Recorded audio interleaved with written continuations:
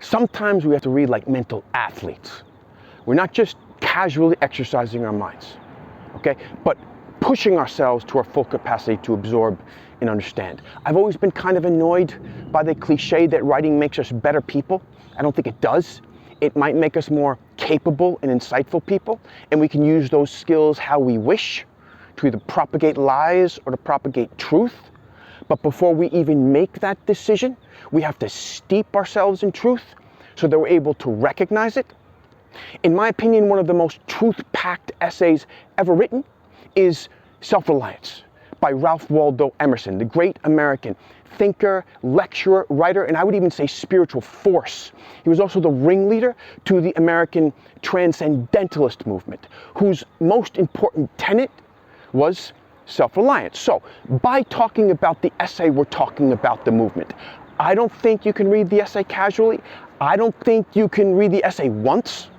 I had to read it at my greatest intellectual bandwidth, because the danger is that we convert his great ideas into platitudes. So I worked very hard not to do that, as I chose my 5 takeaways from this essay, which was first published in 1841 when the US was only 65 years old. I could very easily have chosen 10 takeaways, but I hope my meager 5 serve as incentive for you to read the essay yourself, because Emerson would say, the picture waits for your verdict, not mine or not anyone else's. Takeaway number 1, how difficult it is to be ourselves. Emerson writes things like, no law can be sacred to me but that of my nature. And even goes as far as to write, if I am the devil's child, I will live then from the devil. The idea then is to just throw away the handbook and to be who we are. And it's a very seductive idea, because it's liberating and it seems easy. We just have to be ourselves and listen to ourselves and speak our minds. He writes, Shakespeare will never be made through the study of Shakespeare. Do that which is assigned to you, and you cannot hope too much or dare too much. It's almost as though he's creating false hopes. It's kind of misleading, this thought that if we just clean the slate and are our purest, truest selves, then our horizons are boundless. But then, in the exact same essay, he writes this, nature is not slow to equip us in the prison uniform of the party to which we adhere. And then, how easily we capitulate to badges and names, to large societies and dead institutions. It's as though he's saying, on the one hand, our nature can be our salvation, right? He writes, absolve you to yourself, and you shall have the suffrage of the world, the suffrage, the vote, the prayers, the vows. But on the other hand, our nature can be our biggest downfall. It can be our biggest obstacle, because it tempts us towards conformity. It turns us into what he calls retained attorneys for some permissible side. All right, he writes, if I know your sect, I anticipate your argument. I mean, we all know people like this. They never say or write or tweet anything original. It's also predictable. We know their stance on every issue, right down the line. We know the exact spin they're going to put on every piece of news. And yet, we listen to them, we read them, and we follow them. They're just being themselves, or so they think. We're just being ourselves, or so we think. And we're on the same team.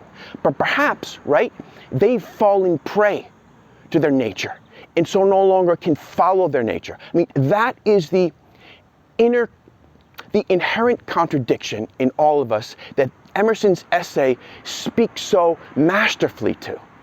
Takeaway number 2, how especially difficult it is to be ourselves when we throw ourselves into the world. Emerson writes, what I must do is all that concerns me, not what the people think. That is basically his thesis statement in simplest terms, right? But then he writes, it is easy in the world to live after the world's opinion. It is easy in solitude to live after your own. But the great man is he who, in the midst of the crowd, keeps with perfect sweetness the independence of solitude. I've got an experiment for you. For a month, stop looking at the news and current events. No Twitter, no social networks, no news networks. Just be with the people you love, perhaps read the classics and see great films. And then after a month, return to the news, to the pundits, and to Twitter. And I guarantee you, you will think, what in God's name are these people wasting their time reporting on, commenting on, and getting excited about? All right? Then give it 2 more days, and you will, I guarantee you, be wrapped up in it again. All right? If that's you, and that is me to a certain extent, we are not great men who, despite the nonstop barrage of sensationalist noise that is modern day media, would keep with perfect sweetness the independence of solitude. Takeaway number 3, consistency, or what Emerson calls a reverence for our past act or word, is conformity, perhaps in its strictest and saddest sense. One of the greatest lines of all time comes from this essay. A foolish consistency is the hobgoblin of little minds, adored by little statesmen and philosophers and divines. And then he goes on to write, speak what you think now in hard words, and tomorrow speak what tomorrow thinks in hard words again, though it contradict everything you said today. Basically, we have to be able to change our minds and our opinions, but not to please the crowd, as politicians, in the worst sense of that term, do. You can see how, in this case, Emerson's words can be pulled out of context to betray their intended essence. We have to, or we change our minds and opinions to be true to how we evolve, trusting that in time and with distance, these switches will, as Emerson says, be harmonious, however unlike they seem. He even, in this essay, kind of gives us license to waffle when he writes, the voyage of the best ship is a zigzag line of 1,000 tacks. And then he adds, one tendency unites them all. Perhaps you've had friends or acquaintances from college who 30 years later still have the same taste in books and music and film, and still have the same stubborn and smug political views, and even the same base of knowledge outside perhaps of their professional expertise. To me, this is the saddest and most depressing kind of stunted growth, because to me, these people have given up the struggle too soon and have decided to conform to a kind of preliminary version of themselves. Takeaway number 4. Tradition is different than ancient virtue, which, according to Emerson, is self-dependent, self-derived, and therefore of an old, immaculate pedigree, even when shown in a young person. In the very first paragraph of Self-Reliance, Emerson writes, the highest merit we ascribe to Moses, Plato, and Milton is that they set at naught books and traditions and spoke not what men, but what they thought. He seems to be saying that we should shove off traditions, that traditions are just ballast to be discharged. Teachers, texts, temples fall, he writes, but, and this is key, they fall, or they should fall, only before divine wisdom, or when we discern justice, when we discern truth. And truth, in his opinion, can be discerned just as clearly by sots as by dupes. And this is another place where Emerson's ideas can be used to bolster hotheads and fools. Thoughtless people, he says, do not distinguish between perception and notion. Notion is his way of saying opinion. Perception, he writes, is not whimsical but fatal.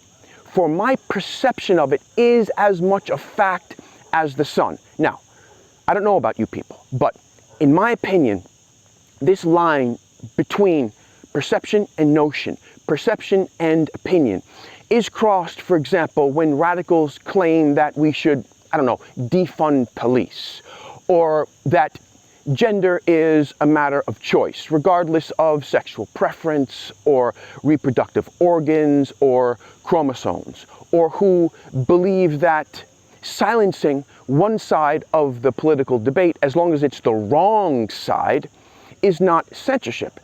In my opinion, these people are not shuffling off tradition, but they are being blind to ancient virtue, to divine wisdom, and to truth.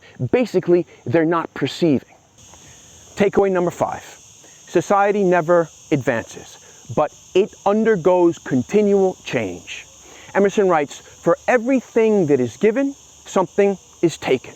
Society acquires new arts and loses old instincts." And then he goes on to write about how man's notebooks impair his memory, his libraries overload his wit, the insurance office increases the number of accidents, and machinery encumbers as much as it streamlines. There is no more topical or relevant point than that.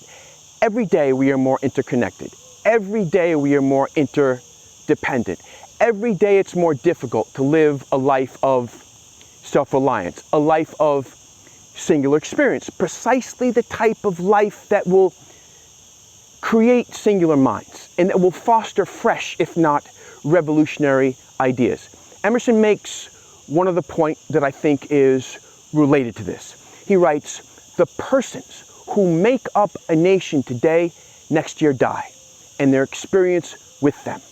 That's true. Experience is perhaps the one kind of personal wealth that can't be passed on to others, which may be one of the reasons why society never advances. However, we can pass on the authors and the ideas that might lead someone to live a life most rife with worthwhile experience. 3 words to sum up what Emerson means by self-reliance. I masters me. Link to the 21-page essay below to read like a mental athlete.